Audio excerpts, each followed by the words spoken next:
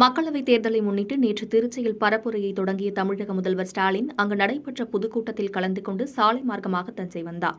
தஞ்சை ராமநாதன் அருகே உள்ள நட்சத்திர விடுதியில் தங்கியிருந்த தமிழக முதல்வர் ஸ்டாலின் இன்று காலை அன்னை விளையாட்டு மைதானத்தில் திமுக வேட்பாளர் முரசொலியை ஆதரித்து பரப்புரை மேற்கொண்டார். அப்போது அங்கு நடைபயிற்சி மேற்கொண்ட பெண்கள் மற்றும் விளையாட்டு வீரர்களுடன் கைகுலுக்கியும் புகைப்படமும் எடுத்துக் கொண்டார். மேலும் அங்கு வாலிபால் விளையாடினார். காமராஜ் காய்கறி மார்க்கெட்டில் மக்களின் குறைகளை கேட்டு பரப்புரையை மேற்கொண்ட தமிழக முதல்வர் அன்னை சத்யா விளையாட்டு மைதானத்தில் நடைபயிற்சி மேற்கொண்டு பரப்புரை செய்த தமிழக முதல்வர் அங்கிருந்து தஞ்சை மார்க்கெட் வழியாக வியாபாரிகள் மற்றும் பொதுமக்களிடம் புகைப்படம் எடுத்துக்கொண்டு கோரிக்கைகளையும் புகார் மனுக்களையும் பெற்றுக்கொண்டு திமுக வேட்பாளர் முரசொலிக்கு ஆதரவாக பரப்புரை மேற்கொண்டார். தஞ்சையில் உள்ள தமிழக முதல்வரை சந்தித்து விவசாயிகள் சங்கம் உள்ளிட்ட 16 அமைப்புகள் தங்களது ஆதரவை தெரிவித்தனர்.